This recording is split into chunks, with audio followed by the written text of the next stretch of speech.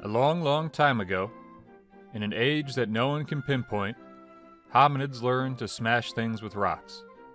It turned out that smashing things with rocks placed our primeval brethren at a dominant position over their non-rock-wielding adversaries, and they took advantage of this to much their benefit.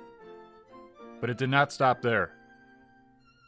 Soon afterwards, in a time nobody dares to estimate, following much contemplation and deep concentration, Homo erectus learned that he could also throw rocks at things. Now, not only could he smash, but smash from more than an arm's length away. This increased his options and lethality, while allowing him to stay at a safe distance, putting their kind at an even greater advantage, and boosting their position on the food chain. Such is the way of progress. Mankind, who was to come much later, benefited from the aforementioned habits of his ancestors and built off it. He did so for eons, mastering the usage of rocks, harnessing the power of fire, taming wild beasts, and exploiting plants for his cultivation. In this way he advanced, becoming Prince of the Earth, until he invented the wheel.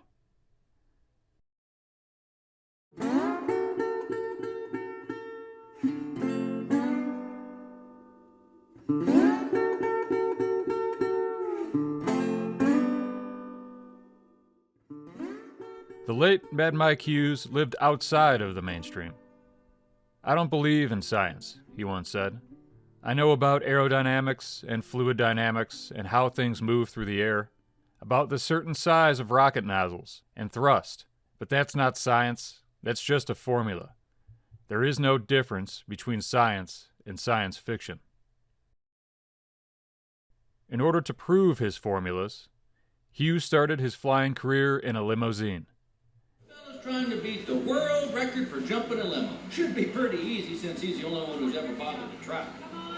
In 2002, he successfully piloted a Lincoln Town Car stretch limo off a ramp and 103 feet through the air, setting a Guinness World Record.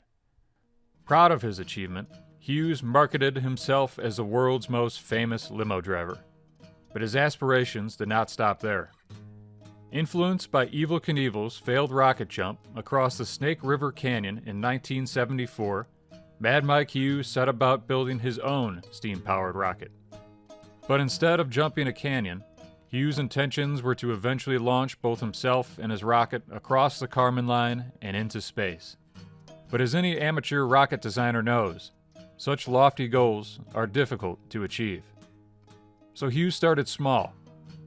On January 30th, 2014, Hughes successfully flew his first self-built rocket to approximately 1,300 feet in elevation, and a considerable distance downrange, just outside Winkelman, Arizona, enshrining himself on a short list of amateur rocket pilots and proving to the world he was indeed mad. He then set about building on this success. In comes Waldo Stakes to be exact. Without him, Hughes may have fizzled out into obscurity. Waldo was Hughes' landlord, and like Hughes, Waldo was a gifted mechanic. It takes a man of some expertise to create a working steam-powered rocket, but it takes a team to actually launch it. Waldo Stakes is a contractor, but that is only his profession. His true passion is speed. Waldo had once designed a motorcycle that set speed records on Utah's salt flats, and he is in the process of designing a car that utilizes a used X1 engine in order to take that speed record away from the Brits. The two were a perfect match and fed off each other's ambitions. After a couple of years, stern perseverance, and a few interesting fundraising attempts, Hughes and Waldo were eventually able to scrape together enough money, scrap metal, and spare parts to build another, and yet more powerful, steam rocket. And on March 24th, 2018, Hughes once again proved his mettle by launching himself 1,875 feet into the air, reaching a maximum velocity of approximately 350 miles an hour. Incredibly, he survived this one as well, but barely, and he hit the ground hard, suffering a back injury that took months to heal. As Hughes recovered from his adventures, he contemplated his end goal and reassessed his approach. As any person learned in the ways of science or formula will tell you, 1,875 feet is well below the Kármán line. The Kármán line is the theoretical boundary between the upper limits of Earth's atmosphere and space. The exact elevation of this boundary is disputed. However, according to NASA, a leading authority in all things space, anything above 50 miles, or 80 kilometers in elevation, is considered to be outer space. In fact, this is the height an astronaut must cross in order to earn his astronaut wings. This means that Hughes' 2018 flight of 1,875 feet came 262,125 feet short of his eventual goal. He had some work to do. So Waldo came up with an idea to hoist Hughes and a hydrogen-powered rocket up some 20 miles in a helium balloon. From there, the rocket would ignite, propelling Hughes the last 30-plus miles needed to get into space. Then upon descent, Hughes would activate a helium-filled balloon that also served as a parachute, called a ballute, and gingerly float back to terra firma.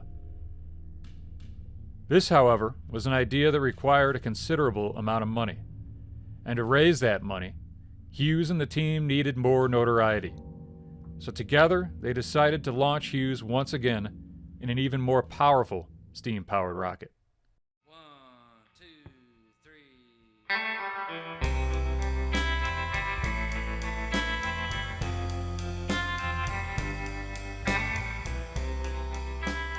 When Evel Knievel loosed forth the steam on his rocket back in 1974, thousands were watching. But the crowd that gathered near Barstow, California on February 22, 2020 was small by comparison. It comprised of journalists, ragtags, daredevils, and flat earth conspiracists, the perfect complement to a spectacle with just this kind of eccentricity. They had come to watch Mad Mike attempt to launch himself 5,000 feet high, at an estimated speed of 500 miles per hour, to prove to the world he had what it takes to be an astronaut. He was there for the glory, for the fame, for the money, for redemption, and to quote the man himself, to convince people they can do things that are extraordinary with their lives. He was putting on a show, and he was a star. When Evel Knievel's rocket started its high-powered ascent up its makeshift ramp, the parachute deployed prematurely. This slowed the rocket's acceleration from the start, limiting its velocity and causing it to fall short of the other side of the Snake River Canyon. Evel was planning on ejecting and parachuting himself, but a problem with his harness kept him strapped inside the rocket, and he rode it all the way back down to the ground, slamming into a rock slab a few feet short of the river. He had been lucky, escaping with his life and only a broken nose. Ironically, for Mad Mike Hughes, his parachute had somehow snagged on his launch ramp and also deployed prematurely. But his rocket was either much more powerful or his parachute of lesser strength, for as he shot off the ramp and into the air, it eventually separated from the rocket altogether. For a few seconds, he catapulted far up into the sky, riding the steam of 90 gallons of superheated water and experiencing extreme G-forces. As he reached the apex, crew members shouted into the radio for him to deploy his reserve parachutes. But he had either passed out from the jolt of the launch, or didn't hear them, or just couldn't reach the handle, for those backups never opened.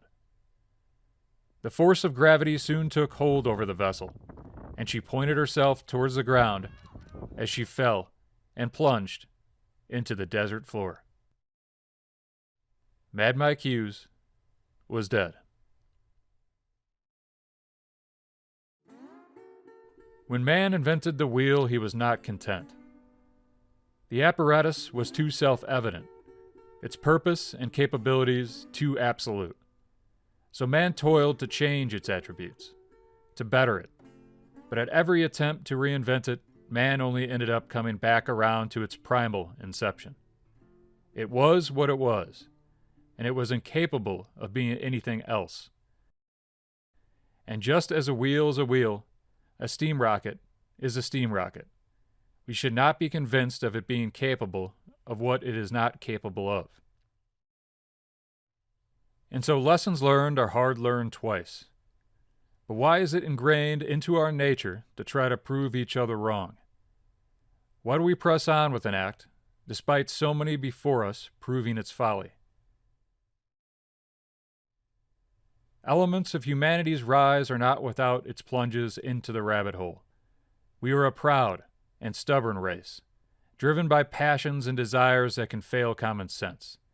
But it is this passion, despite its roots, which has driven our progress thus far. There is always that off chance that one can succeed where others have failed. But more than often, it takes a brave explorer to fall, so the rest of us can see his blunders and learn to adapt, so that we all come out of it wiser and stronger than before.